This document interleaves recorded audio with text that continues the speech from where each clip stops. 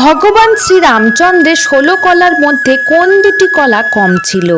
শ্রীরামচন্দ্র বিষ্ণুর অবতার, আবার শ্রীকৃষ্ণ বিষ্ণুর অবতার।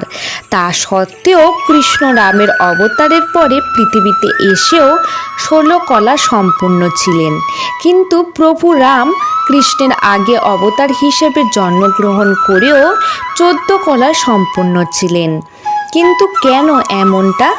আসলে রামের জন্মই হয়েছিল রাবণকে বধ করার জন্য। রাবণ বরপ্রাপ্ত ছিল যে কোনো দেবতা তাকে হত্যা করতে পারবে না, তাই রামের মধ্যে দুটি কলা কম ছিল, যার ফলে তিনি রাবণকে বধ করতে সক্ষম ছিলেন। কোন দুটি কলা কম ছিল জানেন?